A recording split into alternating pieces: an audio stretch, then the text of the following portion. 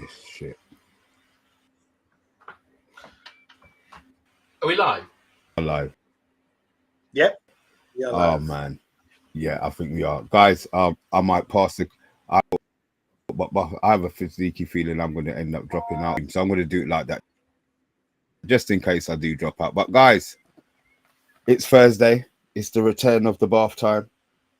The 29th of May. And yeah, a few issues. You know what I'm like, so don't laugh. Yabba is in the house. How we doing, sir? Looking nice and chilled for a Thursday. Yeah, nice and chilled. Just got in and just looking forward to the show. And we've a lot to talk about. So many things to talk about today. So yeah, let's get into it. BT, you've come back and you've turned our transfer window into shit. What's happening, man? Yeah, sorry. Yeah, I've been away for a bit. I've missed everyone, missed all of you in chat. I hope you've been doing well. Yeah, transfer window, not what we wanted. Am I right in thinking we've missed out? Like Delap has gone to Chelsea, like confirmed, yeah. And that is all confirmed. I mean, it's mad. He wasn't my first choice anyway. I'm not disappointed that we haven't got him. I am just curious to know how much he's getting paid. You know, if it's 70 grand, 80 grand, then okay. But if it's the 150s money that we wouldn't have paid, then I'm glad that he chose somebody else. I just want to know what his package deal is, and is it what one would of you those? say is a fair price? I don't think he should be getting a one-off. Even with London prices? You think we should be paying him 100 grand, over 100 grand? Yeah. But you don't think we should be paying Kobe over 100 grand? No, I think we should be paying Kobe over 180 grand. Hold on, didn't we have I think we had a conversation about Oh, so you think we should pay Kobe the money now? I've always said we should pay Kobe the money. My point is that we overpaid Lenny Yoro. Because Yoro was on, 130, 135, and Kobe and Garnacho had better achievements and were in the same age bracket. So if you want 60 million, say, in a transfer fee for Kobe Mainu, and you're playing Lenny Yoro 130k a week or whatever it is, then Kobe is entitled to ask for 180k. Delap has been in the England setup, I think, since he was 16 or something like that. He's played in the under-21s. He's moved at a cut price for 30 million. He's got 12 Premier League goals. You're buying him as a sort of starting striker. I think 100k is fine. Yeah, I tend to agree with that. I think the Kobe situation about the 180, it does make sense when you see his side of the argument by stating he wants to be on par with other people his age and his achievements. He wants to be in the England squad. He wants to have a guarantee that he's going to be where he's going to be playing in this Man United squad as well. So it's just asking questions. Don't think anyone should get on the back or start, oh, he's not loyal or this kind of thing. It's simple asking questions about his future.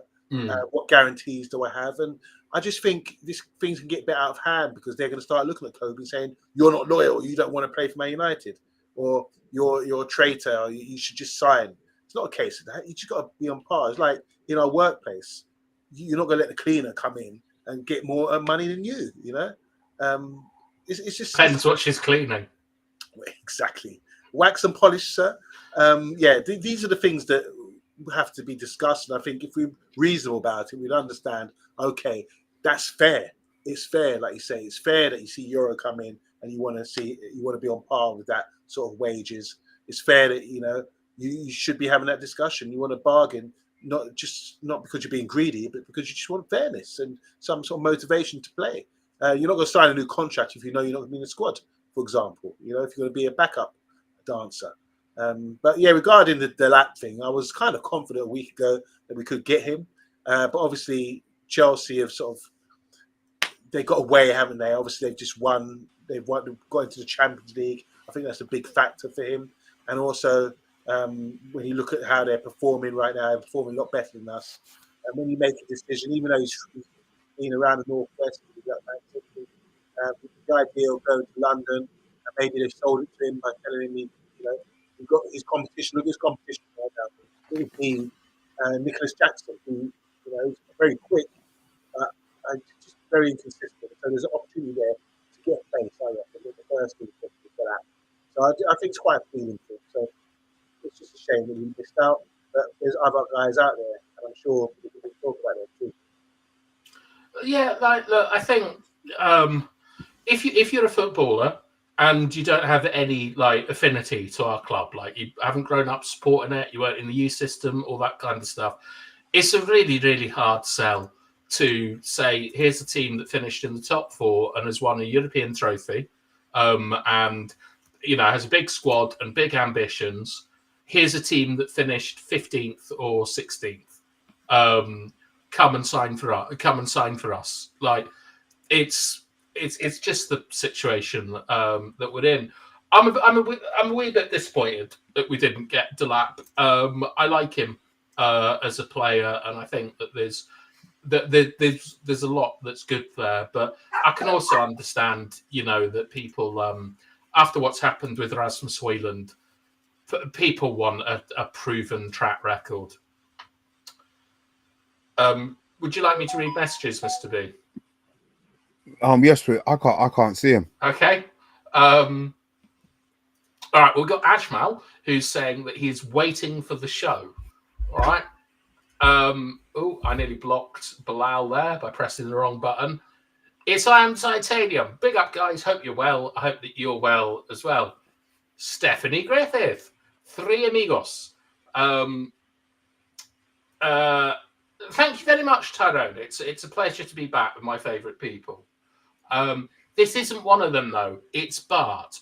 Good evening, Bart. I hope you're doing well, and I hope you really enjoyed the Asian All-Stars beating Manchester United. We've got Alan Harris, who I haven't seen before. Good evening to you, sir. We need to start using the academy. Interesting. Who's in the academy? Like, why do we, who could come in and booster us? Just by the way, we saw a lot of young players playing yesterday, so I'd like to introduce Kone. Wow. I tell you what. Wow. I tell you what. There's not much that you can take out of the game because the game was trash. We lost. But individually, I really, really thought Kone had a half decent game, and by all accounts, it sounds like Amarin is saying that he's going to play him. He's going to play him a little bit more. He's going to see more. Well, it might only be this game. Yeah.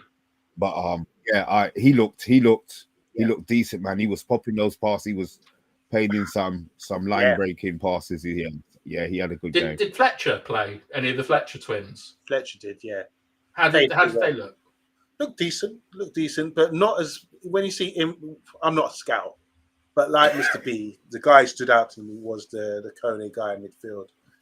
He just looked dynamic. All the other guys didn't really stand out to me. Nothing spectacular. I even saw Lacey play, the young left-footed winger sort of guy. It was an opportunity to show a little something, and I'm sure the next game they'll be itching to go, ready to go. But yeah, definitely Kone. It won't. He looked dynamic. He looked like he's playing past. He looked confident out there. Looked like he belonged, and I'm really excited about him just from that little cameo that he had yesterday. Did he look better than Maxi Odeali did like last year? Because I'm still upset about that. To be honest, yeah, I think he did. Ooh, I've seen him look like a Claude Makaleli and a sort of Kante, sort of just little short, strong, dynamic guy that fits that position really well, and good feet, good technical ability, strong. Just looked really good. So I'd like to see more of him. I agreed. I would like to see more of him as well. And here's a man that I'd like to see more of. It's Big G. What up, wet wipes? Brilliant. Kieran, I'm not too bothered about Delap. We can always go back for Fred. Anthony doing Anthony things last night. I didn't watch the game last night. Anthony was rubbish, I've heard. Did you guys watch it? Yeah, Mr. B. He's up against Premier League. You got to remember, he has that advantage. in Spain up against these Premier League. He was never going to have it. So I think he knows where, if he wants to enjoy his football, I think he knows where he needs to stay.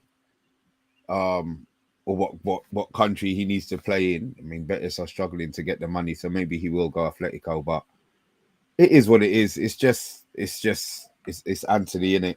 Yeah. I'm just delighted that he's done like better than anyone would have expected on his loan spell. He looks like someone that's going to be very, very easy to sell, which is not what the case would have been in the summer, I don't think.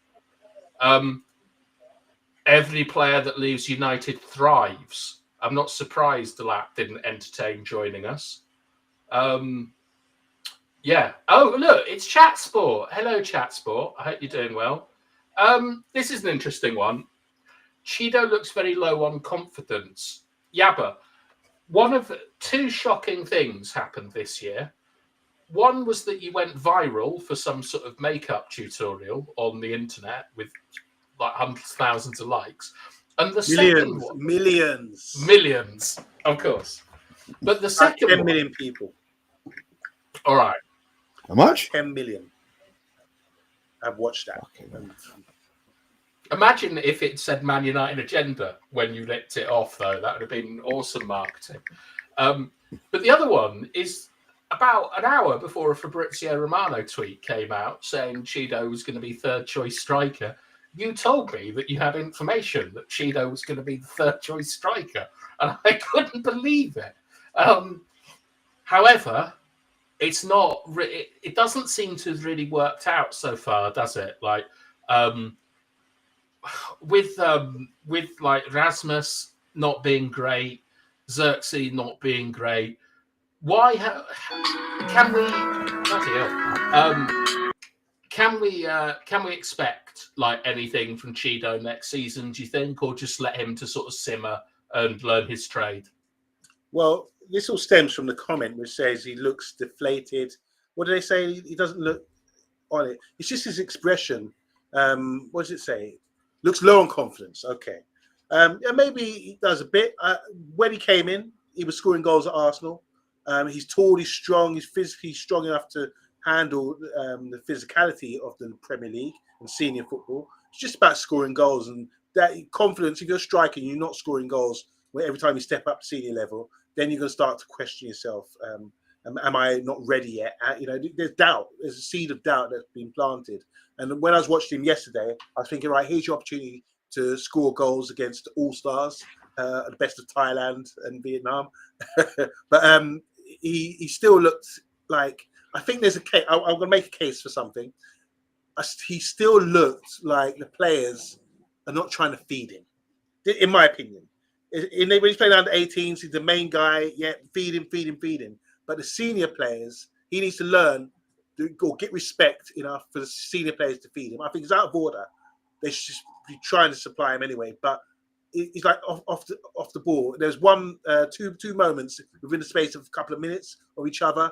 First time he got the ball in the box, should have shot first time, tried to get it onto his stronger foot. By that point, he's surrounded and it didn't come off. Second time around, I think he just tried to pop it off instead because he's thinking, all right, I should have shot first time last time.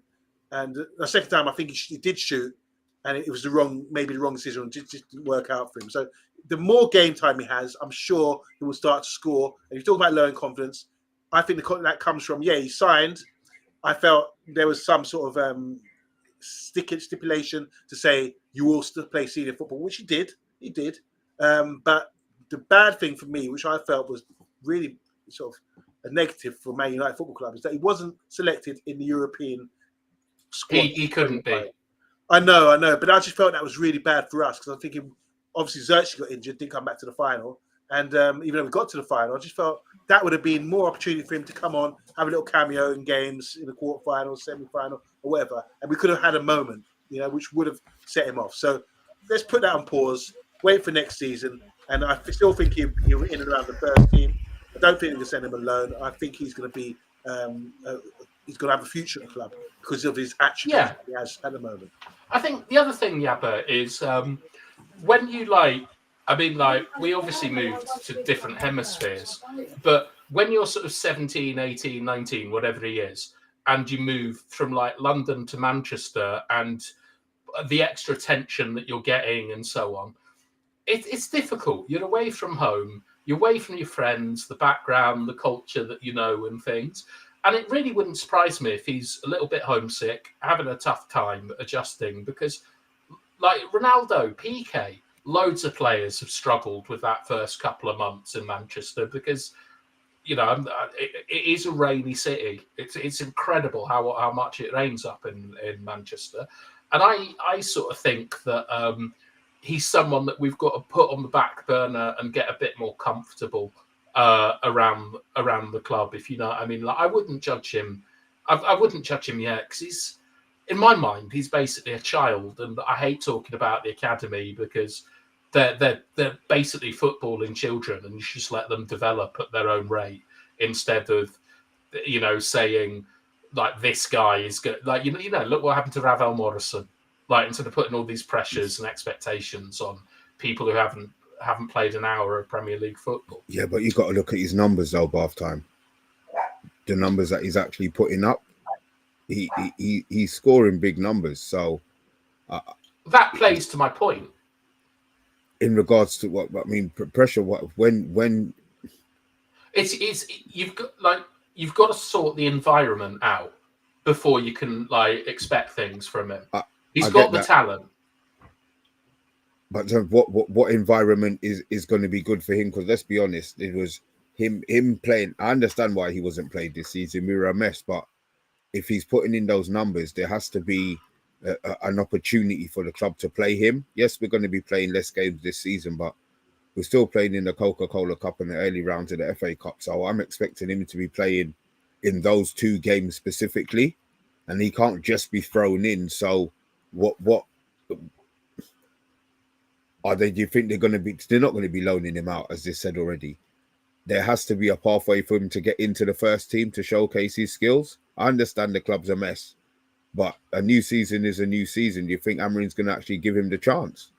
Yeah, because like Amorim is all about. We've been through this with my inability to pronounce game model correctly, but pre-season is going to be absolutely massive. And the thing is that like Chido is a star in the under-18s or whatever reserve squad it is, and he's a stranger in first-team training sessions.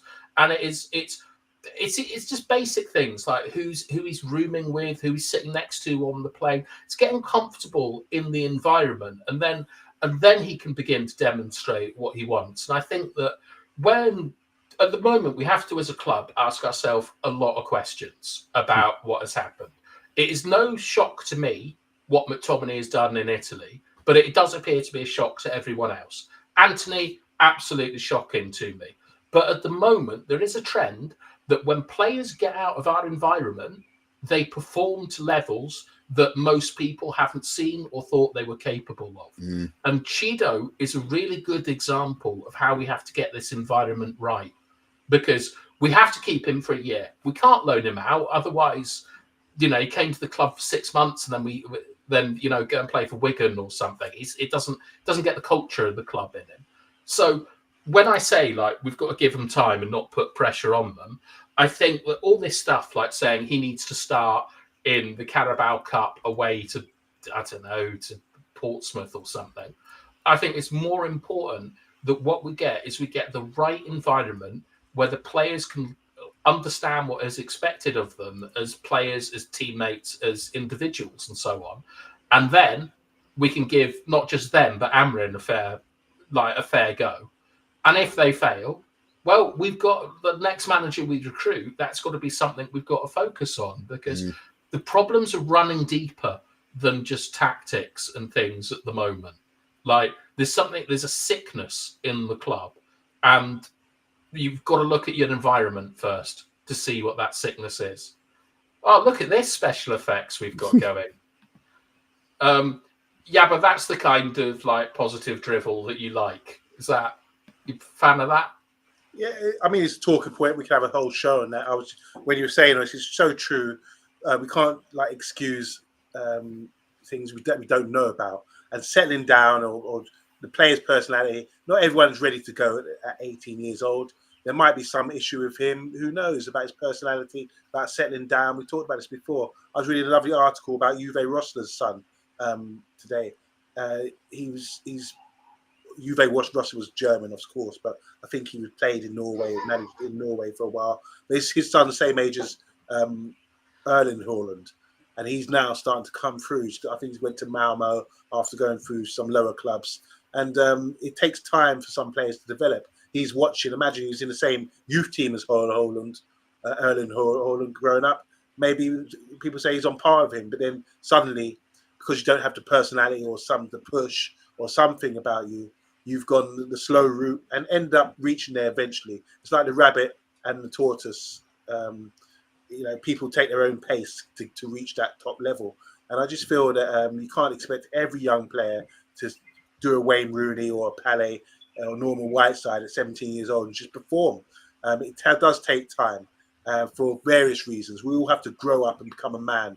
I don't know what age you two felt that you were a man, but for me, I didn't feel I became a real man until I was probably in my 30s. But officially, someone had called me a man at 21. So it's all things that we don't understand about individual players. And this is why some people make it early on and have the professionalism, have the drive and the enthusiasm. And some people sort of go through changes in their life and start trying to find themselves. And, it takes a bit longer. You got to do it though at Manchester United. When you're signed as a professional footballer for Manchester United, like there are limits to sort of like everyone grows individually and things like that, because you have a responsibility to yourself, but more importantly to the fans and your teammates. Like I look at our team and I don't think it's almost like they don't respect each other as teammates. Yeah. Like you look at the way they react to Rasmus and so on. Shaw shouting at Dorgu. Yeah, but wouldn't you rather that people are upset with what's going on the pitch now? It's got to the stage where they probably can't mask their frustration. They've had it all season. They've seen it in training, and maybe it is maybe that's the final straw. I'm glad that the levels are high enough that they're just not accepting this trash anymore. To be fair, so yeah, if they're arguing the pitch, I'm glad. Shout him out, if he should be crossing the ball there or if he's done something wrong. I don't see that's a problem. Yeah, I mean, I do see it as a problem, and it comes back to an instance that really frustrated me a couple of years ago. I think it was Onana's first game, and it might have been Rangers. Shout out Maguire. Yeah, and it was performative, and that annoyed me because that's not what team cohesion is about and being a teammate and stuff like that. And I think that we often criticize like Bruno for his body language and stuff like that because it makes it all about him rather than the team. But like shouting at people for like not giving the right ball and something like that, no problems. But it's in the last couple of games, the way the team has reacted to each other, it's like you are a piece of shit when they get something wrong. They know who's leaving. Deeper. Yeah, it is. Maybe that's the person. Maybe that's personal. They've seen all of the frustrations. They know this player's going. They know maybe that player's going. So yeah, I don't. It hasn't been something that's been happening all season. If it was happening all season, then you could say. But the last part of the season when it really counted, and people are desperate for performances. I mean, you've got players in the team. Remember, there was a quote from. I mean, I think we assumed it was Rashford who said it. About Rasmus coming in and him being absolutely shit in training and they don't know why they spent the money on him. There was two, wasn't there? There was another one about Anthony Elanga being a teacher's pet and we thought that was Rashford and we thought Højlund was Ronaldo. Yeah, and maybe, they see these people, they see them in training. We see them game day and, you have an expectancy. Now with -9, it was more a hope that he was going to do something, I mean, he's probably burnt out all of the friendships that he's still going to be friends, but on the pitch you're thinking, I can't pass the ball to him. I can't pass him. Let him make the run and run off. That's what's shining through, I think, right now. Yeah, it's trust. I know, like I mean, in life, as a sort of general rule, you should always expect that people will let you down at some point. But with your teammates, you always have to have the sort of, like, for me, you have to have the concept that they're going to make mistakes and you're going to cover them. And when you make a mistake, they're going to cover you. And I look particularly in our pressing work, and there's no cohesion. Like, they're all shouting at Ahmad.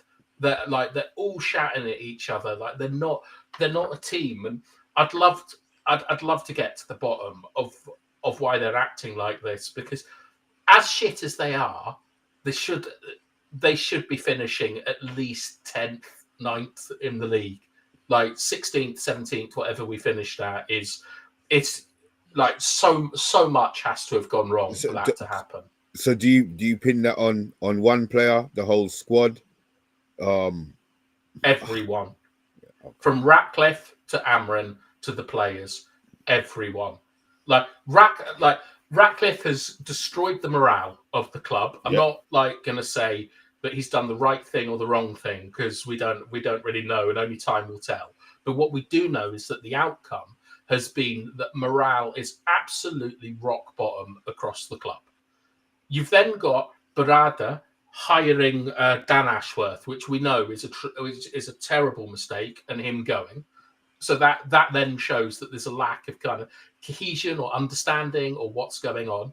And then Amarin, man, just calling them the shittest players ever, breaking TVs. Should he be lying? I mean, in public.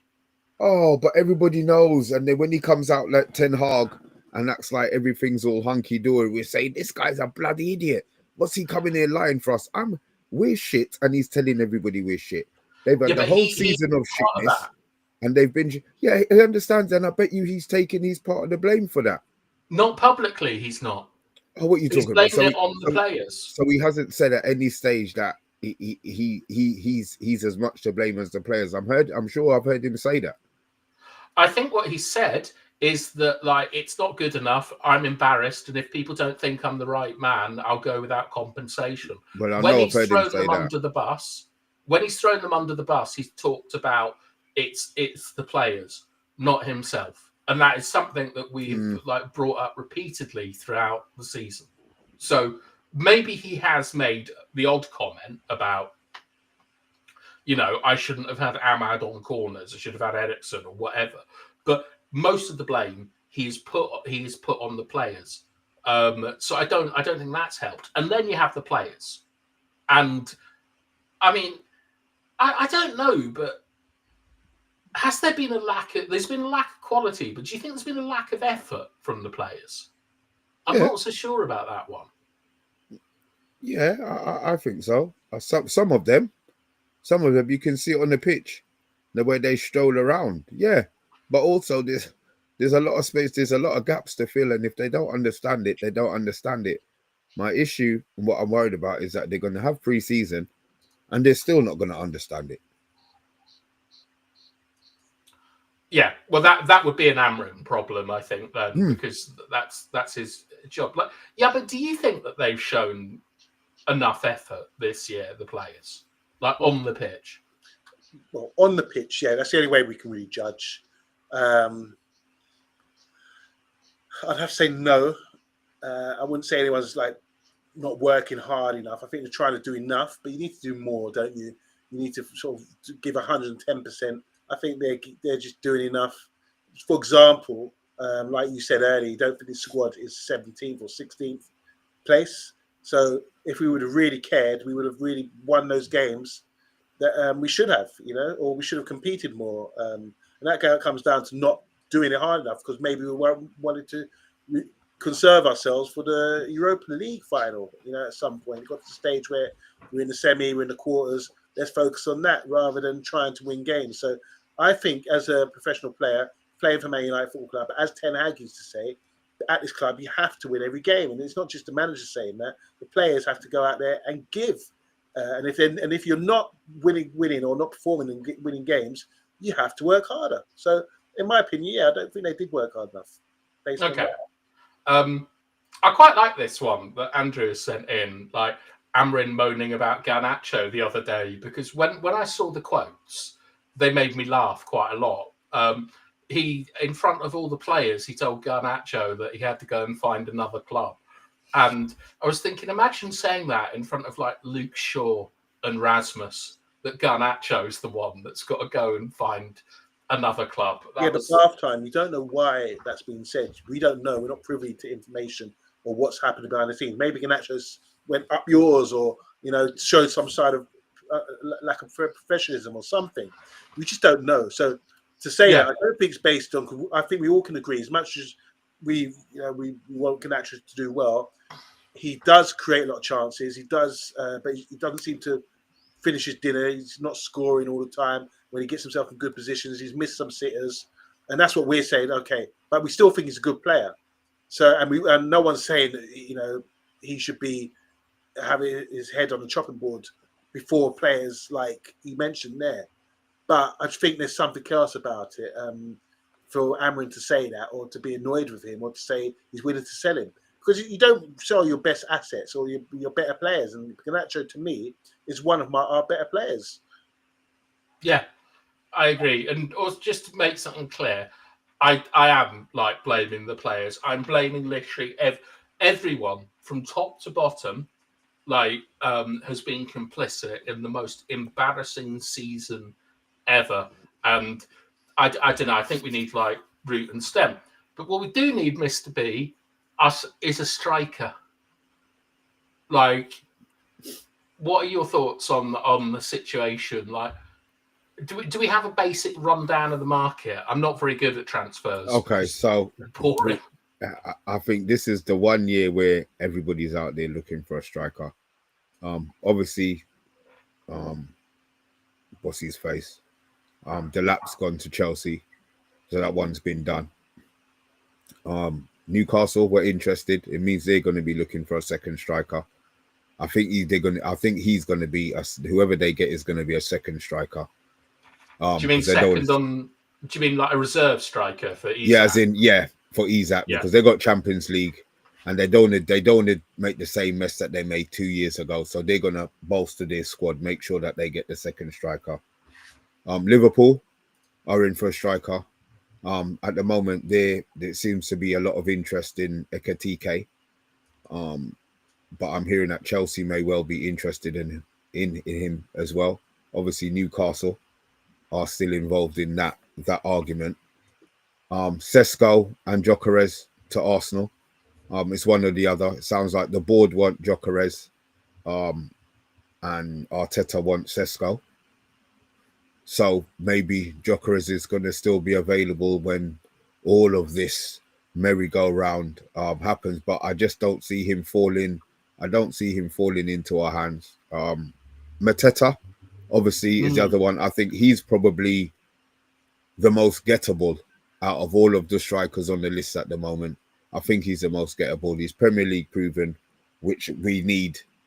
There's no point in getting these European strikers. Yes, I wouldn't mind Gyökeres. My dream is obviously Osimhen. I think every league he's gone to, he's scored.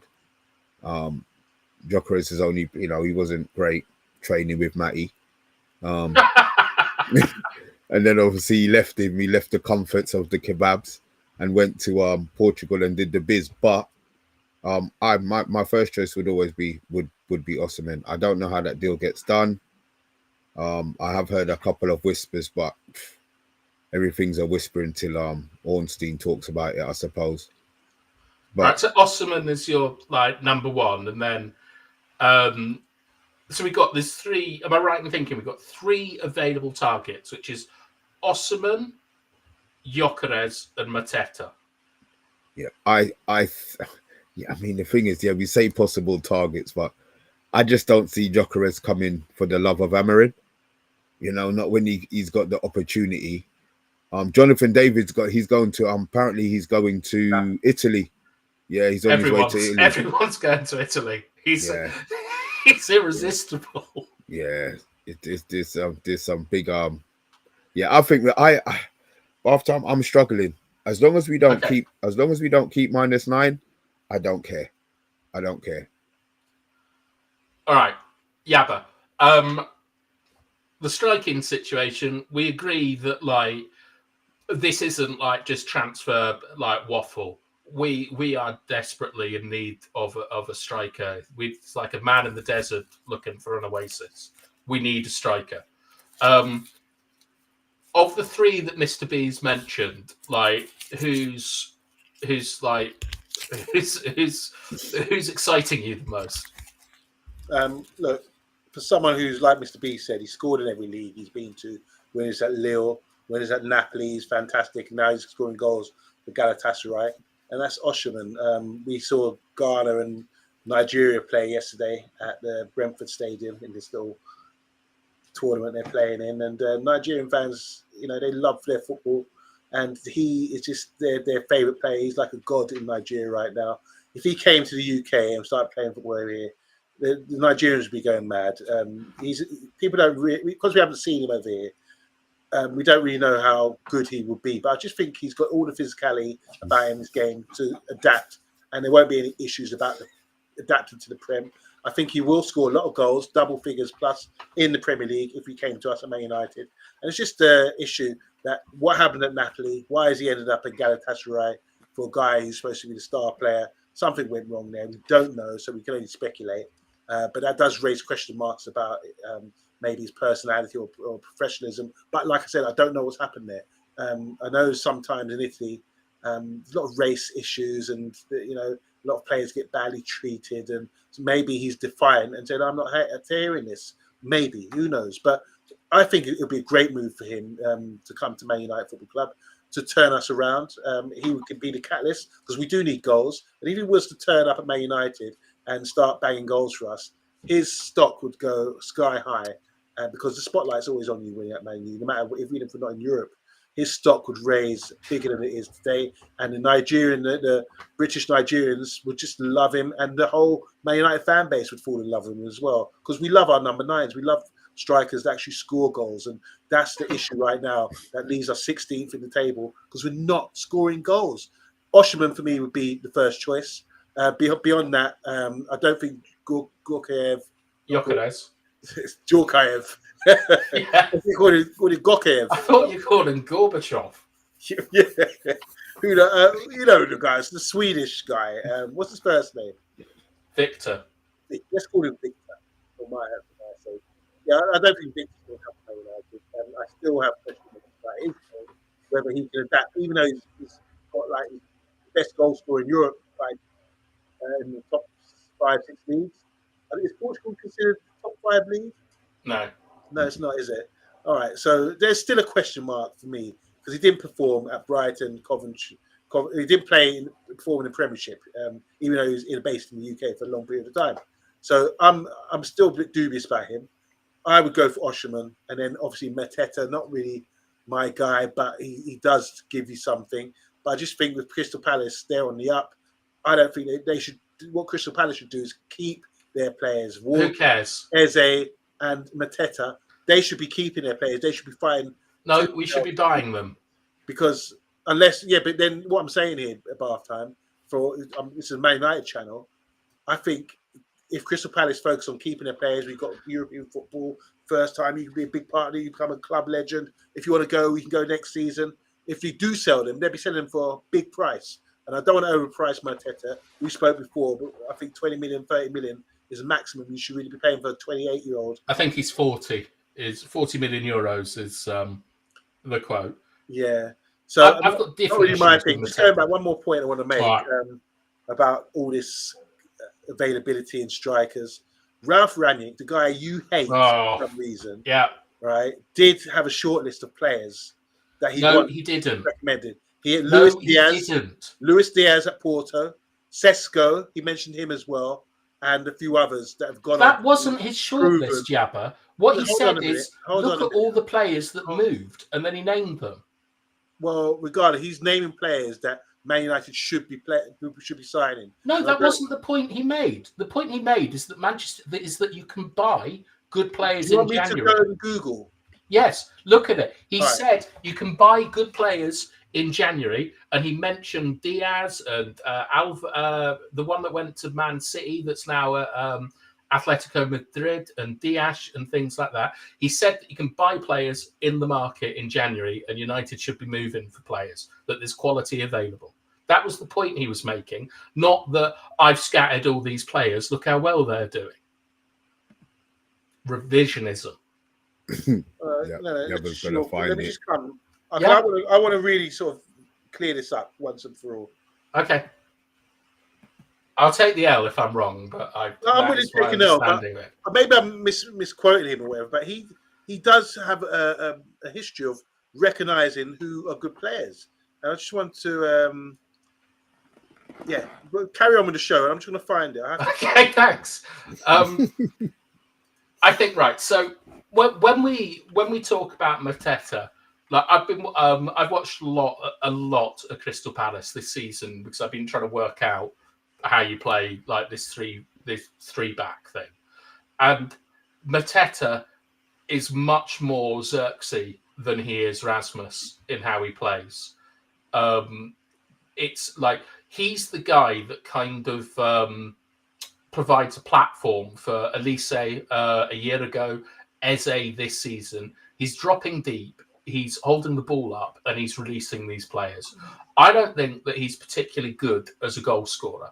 I don't think he's good as a goal scorer. Like I don't think that he's I don't think he's top level Premier League goal scorer.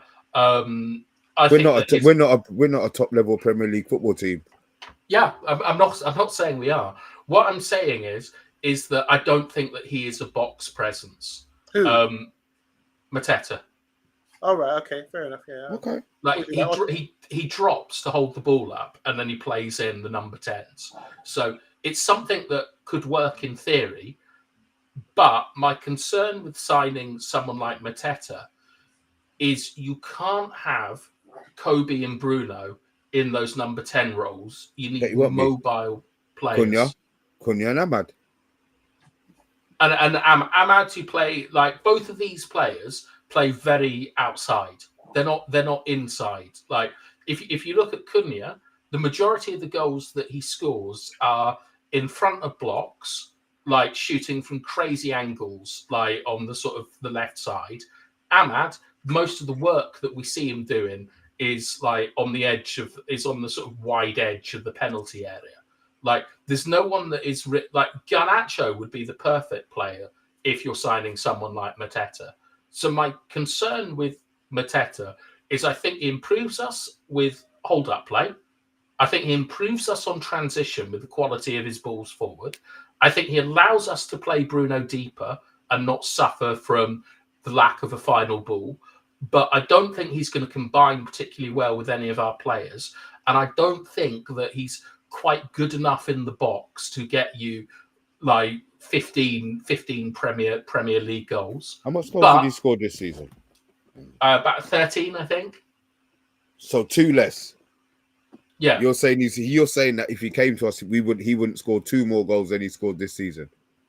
Yes. Okay. But it's whether like the players around him score more goals. So what I'm saying is that if we get him as the number 9, we're not going to get like a 20-goal number 9. We've got to look at him as being more like how Xerxes was sold to us. That he is like if you were to take him and say this is the best player he could possibly be, he is Benzema in the Bale, Benzema, Ronaldo lineup. He's the one that is serving the others up, and that is why Eze and Elise like are so sort of prolific for those positions because of Mateta's work. So my concern is I don't know if we have the number 10s to take advantage of that. Does that make sense? Yeah, it makes a lot of sense what you said there. So it could be a good foil, and he's definitely with his size and presence. We can get with the ball in. He can get on the end of things, and he would occupy a couple of centre backs. Yeah, as well. No doubt about it. Just going back to the Ralph Rangnick thing, I'm going here. It's not inconclusive, I'd say. It says there are a flurry of names that he recommended to the club during the short association. None of them came to fruition. This is during the open heart surgery quote. He claimed that the squad needed these players during the final weeks at the club. He made it clear that the significant changes were required. And here we go. Here's some of the players that he recommended. Enzo Fernandez went to Chelsea. Guardiola, who's currently at Man City. Julian Alvarez from River Plate was one of them. Just quickly go through this. Luis Diaz was currently at Porto. His name is mentioned. Erling Haaland, obviously, we know what happened with him. Conrad Lima, who's playing for Bayern Munich. At the time, he was elsewhere, I think in one of the Red Bull clubs, possibly. But we got Sabitzer, didn't we? We had Sabitzer on loan, Austrian. Morata, one of your favourite players, Bath Time, he was recommended.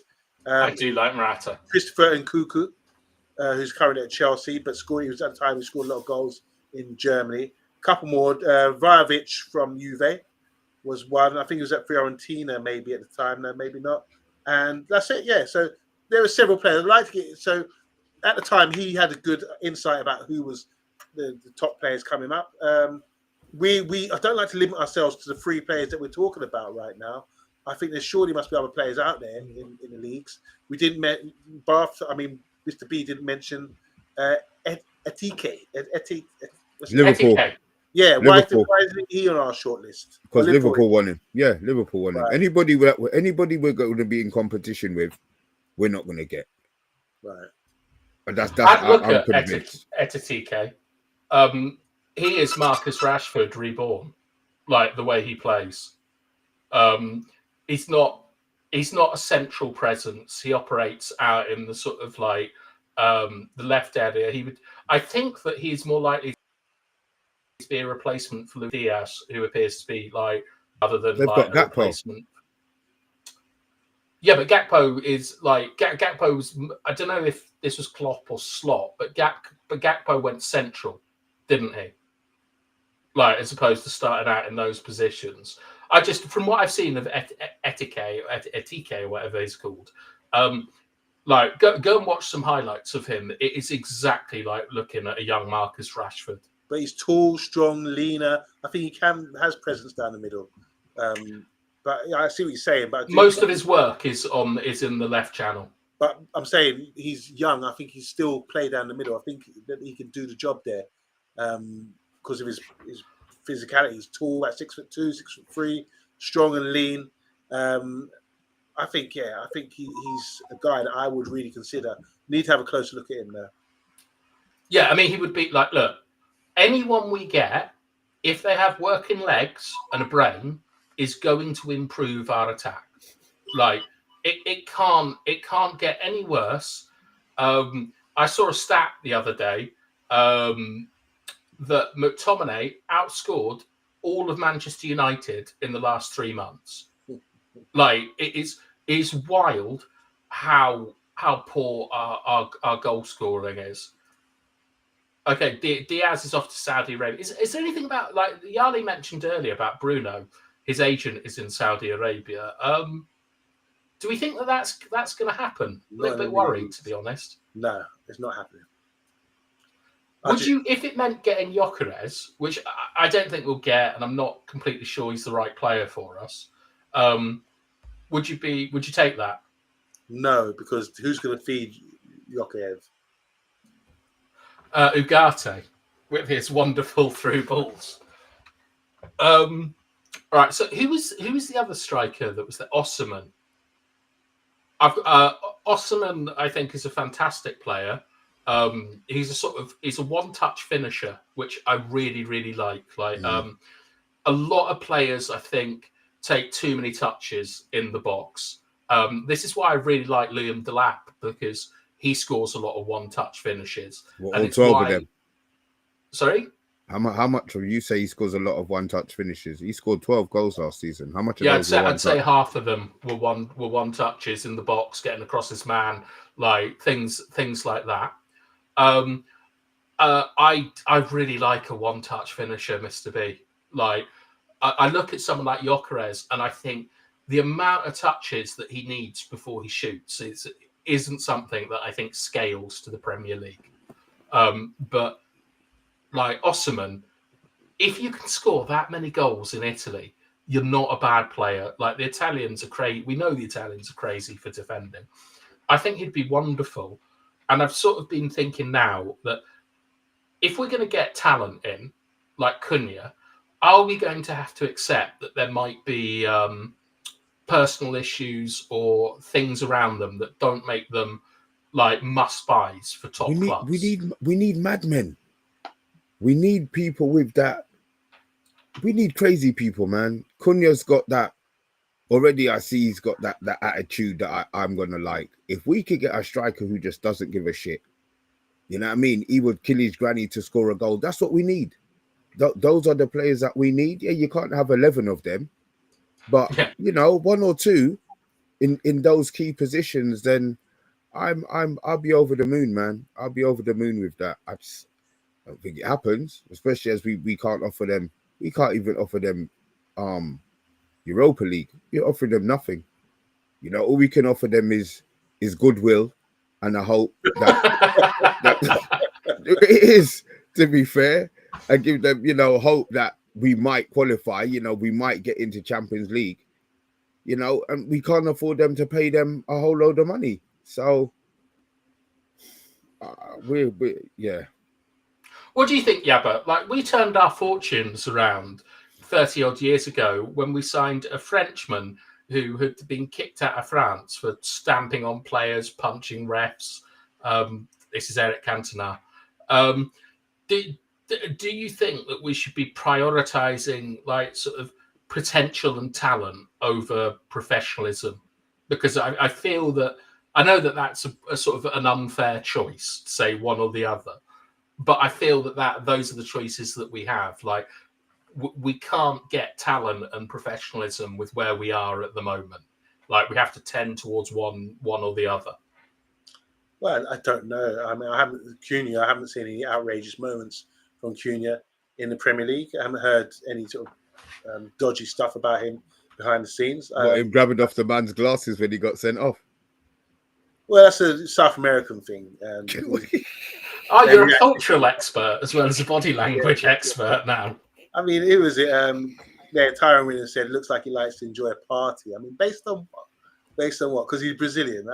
I just think, who knows? Like you mentioned, Cantona. Cantona was at a stage where he was, you know, kicked out of France. He'd done some silly things, ended up at Leeds, and turned his life around by becoming a legend at Man United Football Club, and decided to sort of, in general, just kind of get. Well, I'm lying actually. He still brought his bad habits with him because I remember stamping on players, kicking players, and then obviously doing that kung fu kick as well. He was out of order, but he had a manager who could rein him in and get him on side for the majority of the time. Imagine that he came. I think, is it true he's got a record where he came to the club, won the season, won with Leeds, won the title with Leeds, then won every season he played for Man United. He won the title, apart from the year of Blackburn when he was suspended. Maybe when Blackburn sounds about right. Yeah, that's amazing, isn't it? So if you can get the best out of Mavericks like that, you just need the manager to do it. Right, so it's Amrin, that guy. Do you think that Amrin's got the stones to do that? Yeah, I do, but I just don't think Amrin will want to be dealing with someone like that. You get to the stage now where, you know, you're only 7-8 years older than some of these players. Mm-hmm. Amrin's quite young. Maybe he wants players who will abide by him more. Pupils. Yeah, rather than have these mad mavericks. But the difference is he is Portuguese. He does speak Portuguese. There are Brazilians and Portuguese players who are really talented in world football. We know that. Maybe he knows how to sort of the culture, how to deal with them. But the main thing that maps on perfectly to Ferguson and Cantona. Ferguson, fluent in French, like yourself, understood the culture. Like I think that's a bit of a stretch, Yabba, to do that. What I suppose, like what you're saying, I think is really interesting. Where can Amrin? It's not if Amrin can deal with big characters; it's if he wants to. Do you think that like Amrin might be looking for some experienced lieutenants in the squad, such as Johnny Evans is leaving? We know that Tom Heaton has re-signed. Like, do you think that maybe we should go back to our policy of kind of signing aging superstar professional strikers like Zlatan, Ronaldo, Cavani? No, Mr. B, not happy with that. No, we need a striker who we trust is gonna. We can't get these journeyman strikers, man. They'll do it for. They might do it for Cristiano 6 months. Ronaldo was not a journeyman striker. Neither was Cavani or Ibrahimovic. Yeah, but they were still old. Yes, but that doesn't mean they were journeymen. Yeah, Igalo was a journeyman. Okay, what makes him a journeyman? Because he journeyed around and stayed at lots of different clubs over. But his so career does and never Zlatan. found a home. So does Zlatan. He moves every 2 years. Journeyman is in boxing terms is someone who's fights every week and will just be an opponent, you know, and you don't expect him to win. This is the whole point about the German. German is not expected to win, just to pad up your record. Until let's get Vardy. Jesus Christ.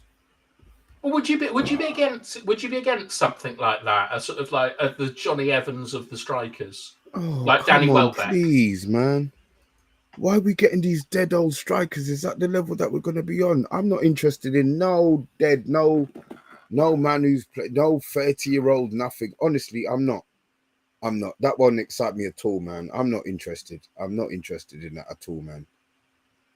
Well, the reason I say it is because we have like we're at such a like we're so limited now because of what we've done in the league. That we can't get the full package in. We can get experience, we can get talent, or we can get professionalism. We can't get I don't think all three of them. to that. I mean, are you suggesting that like Cunha's got some issues? Yeah. What are you suggesting? What are you saying about it? Because I think the case that these guys are pigeonholed. He's just experienced. He's a maverick. He's a terrible. If a top 4 club wanted Cunha, would we have been able to get him? Arsenal wanted him. Did they? Yes. All right, fair enough. Cunha, because of like what that Wolves fan said, his walking stats, the fact that like he's not leaving Wolves with much goodwill, it may like I'm not against that because I want every club to be angry that a player has left, like the way Liverpool are that Trent has left. It means you've taken a good player off them. But my point is that it's going to be very, very hard to get a top player in all dimensions at the moment for Manchester United. And if we accept that, like we see like Delap turning us down to go to Chelsea, which should never have happened considering that he lived in Manchester for a long time, what would you prioritise as the most important thing? Would it be Premier League experience? Would it be talent? Would it be professionalism? You expect, this is the thing. You expect a player to have the total package. So I don't think we can cut people up and say, you've only got this, you've only got experience. I'm saying prioritise, not that they only have it. For me, it still remains, if we're going to play like Liam Delap, he fits the criteria that we looked at when Ineos first came into the club. Cheap. About the age, about the cheap. The growth development side of things, with a high ceiling and under 25. You know, these are the characteristics that Ineos said they wanted. So, and we weren't able to get him. Yeah, but by going for someone like Delap, that suggests that that's still the characteristic they're looking for in a player. So who knows? It's price, Yabba. Huh? I think it's more price. If Delap was 50 mil, 55 mil, do you think we would have been running him down? I think he would have been on the short list. Exactly. Just the short list. The bottom line is he's got relegated. And was there some sort of clause, Mr. B, or something? That's why he could leave. That's why he could leave for 30 mil. Okay, that's why then. Then there's a no-brainer. That's why I understand why we would have gone in for him and many other clubs as well. But yeah, it's. Yeah, but the point is, we weren't able to get him, and you're saying it's a no-brainer. Sure, but another top 4 club came and took him. Okay, what I'm saying is that like the 3 qualities that we need in a player: professionalism, talent, and I've forgotten the last one. Experience, Premier League experience. Right? I think we can all agree that those would be very, very high on the list of what we want in a player at the moment. Yeah, would you agree with that? Yeah, agreed. Yeah. Which one would you give priority to? So let's say someone was 70% professional, 50% talent, 60% Premier League experience, for example. What would you want the most? Me personally, talent. Talent. Yeah, because I want to see us develop talent, and the other stuff. If you haven't got the talent, sometimes the talent's hard to improve. The professionalism, the experience will come by playing games. Yeah. And the professionalism and that side of things is something you can manage and clean up a player. That's what your job is as a manager and the club. So I think if you've got somebody who's got super talented, you can bring them in, and like you said with the Cantona effect, super talented. The other areas didn't have Premier League experience, didn't have the professionalism, but we managed that. It's the talent that shone through at the end of it. So for me, it'd be talent. I think that is a really, really good argument. I'm very taken by that. Not so much taken by this, Mr. B. I don't like agreeing with bath time. Pillows and bath time go together. What are you talking about? Mr. B, do you now understand the point that I'm making? Is it's essentially beggars can't be choosers. So there's got to be an aspect that we value more now. Mine would be Premier League experience, because we need to move up the table.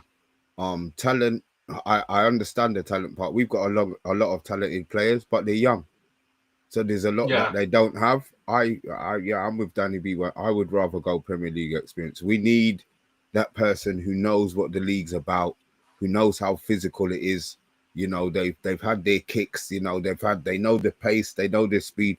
They don't have to adjust to anything. I understand the talent part of it, but our club's not the best at nurturing talent. So we'll probably get some talented young player, and then we never see the full package. Yeah, the full package until he's sold to somewhere else. God, I'm now convinced by Mr. B. That's a really cogent argument as well. I'm now on Mr. B's side, because maybe one way we can look at this is we're not going to go, regardless of what you think, Yabba, we are not going to go from 16th to 4th in one season. Like, we could, yes, but it's highly unlikely. So what would be prudent would be to kind of have a halfway house, and therefore players with Premier League experience who have resale value is probably what we should be going for, so that we can inch our way up the table and then get like the better talent in. Because if we get, say, Cherky in, there's no, I mean, like he could just be another Jadon Sancho. Do you know what I mean? We might not be able to develop him, and because money is limited, we shouldn't be paying for potential. We should be paying for what's right now. Taking like drinking our poison and having 1 or 2 seasons to get us back up into a position where we can aim for Champions League football and get some players in.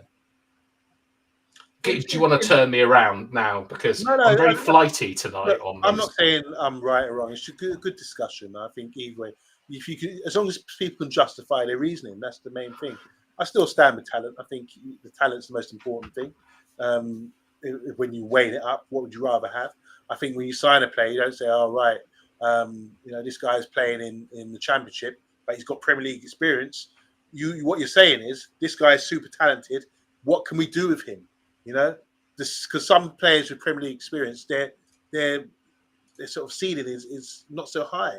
But when you see young talent coming through, you think, wow, if we trained him rightly and he was at the right club, he could blow up. Do you understand what I'm saying? That's what you want to see. So talent. I know he's now made another point that has turned me a little bit, because if I agree with you, Mr. B, and say Premier League experience, get ourselves up the table, I am now saying that we should sell Kobe and get someone with Premier League experience in, because Kobe is the one with talent and things, and I don't want to do that. Yeah, but Garnacho's So I think I'm already back going. to talent now. But Garnacho's already going. Do we get rid of all of the talent in the club? You know, we can't get rid of Euro. Good, thank God. We're not going to get rid of Heaven, thank God. Dallo, All right. Dallo, look, that's probably, maybe that's for another time. But there's players that I think we could shift out to Dallo would be a massive mistake to sell because of his professionalism. Yes, and his physicality. If you honestly, like, if you look at what like Matomade has done in Napoli, do not expect, like, don't think that Dalot wouldn't go and do something similar somewhere else. He has it, like, I honestly, like, I know people don't like Dalot. I know they talk about his crossing and stuff, but he's the player that I most want to keep because of his physicality, professionalism, availability. I'd be Ineos out, to be honest, if they tried to ship off Dalot. It would be, but that's just me, Yabba. Just a quick one. We talk about, I don't know, it's a Champions League final this Saturday. Yeah, this Saturday. So when you look at the Paris side, I mean, what excites me about them? We talk about talent alone. They got rid of Mbappe, and they brought in Doué, for example, and he's super talented. I also heard that he's he's a proper professional as well.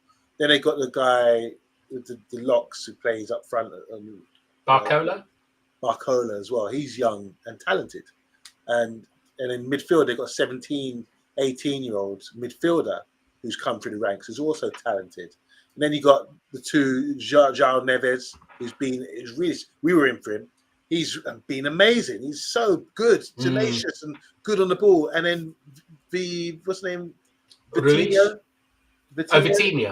Vitinha. Wow, what a player. And he was at Wolves, playing in Premier League. And they felt he wasn't Premier League proven or whatever, but he's bossing games like a world-class player. So that's talent for me. But it's also hard work and professionalism. Yeah, like, so my point is talent comes first, because once you've got the talent there, then you can put them in a culture where they can be professional. Yeah, but we've got no culture at our club, though, Yabba. So my point is, the priority for me, when you have that show when we had different roles as Manchester United, I was Jason Moore. Yeah. Dungeons and Dragons. My priority would be talent. When you look at examples like that. Mine is professionalism now, because I think it goes back to environment and stuff like that. And when you think of like Cantona, Neville, Keane, these kind of players, that they kept standards up, they kept training. We always say, imagine what Roy Keane would do in the changing room if Rashford had been out on the piss the night before and things like that. We need all these things so badly, and this is why I'm not against. Like, just an example, I'm not against getting someone like Jamie Vardy in as a sort of like just there to basically be a trainer or something like that. Because I think if we do well this coming season, most of the work is going to have come from the training pitch. Like that's how we're going to get back. We're going to improve standards in training, and that is going to reflect on match day performances. So I think that that we need players that take training seriously, and that get other people to take it seriously. And then Heaven, Yoro, Kobe, the young players kind of get that bug in them, that they get that, that they understand that that's what's expected of them each day. And I do worry, Yabba, that if you put talents, I don't know who said it, but talent's not enough, is it? You need hard work and things as well. And for too long, United's been a kind of like a care centre or like a playground. Do you know what I mean? It's like soft play or something, like Sancho just pissing about in the big balls. We need so much stuff. And this is why, when I think of someone like Osimhen, I think that maybe with the environment we have and the manager we have, I can see more things going wrong than right. And then if they do go right, he's going to piss off. Like we're gonna sell him, aren't we? Yeah. Do you not think if Osman scores 25 goals and we finish 7th, and he's demonstrated that he's professional, can handle the league? Hold on. You're putting scenarios out. If he scores 25 goals, and then you say, all right, I'm thinking, yeah, that's great, and we finish 7th. What makes you think we're going to finish 7th? I'm saying because there's 6 other teams that are better than us. If he hits 25 goals, we finish higher than 7th. I'm convinced. Look, right? Do you think we get Champions League off 25? We're speculating. Goals? Hold on, we're just speculating here. But let me say, we've got to be happy. Speculation makes us smile. We've been depressed for a whole year. And I hear that, but I'm saying we're speculating here about what if.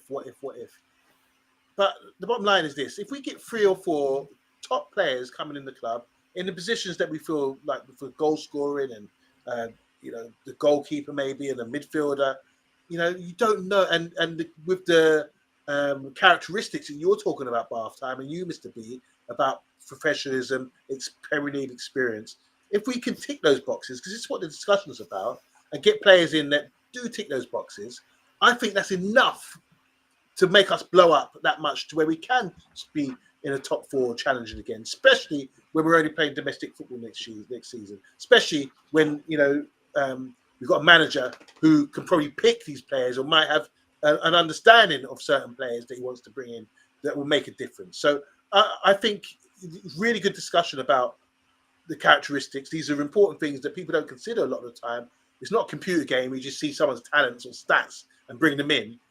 And you got to consider the other things as well, and which we discussed, which is good stuff.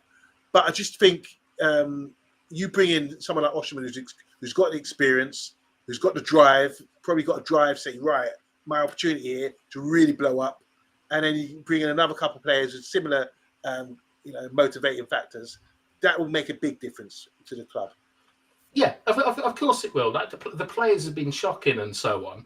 My concern, though, Yabba, is that if we do get an Osman in, Osman in particular, if he does well, I think it's hard to keep hold of him without Champions League football. And you think if the big boys come in, and we're not a big boy anymore, and we have to understand that if PSG or someone like that comes in, it's going to be difficult to keep Osman, because not only are we not in Champions League, when we get back to Champions League, we don't know.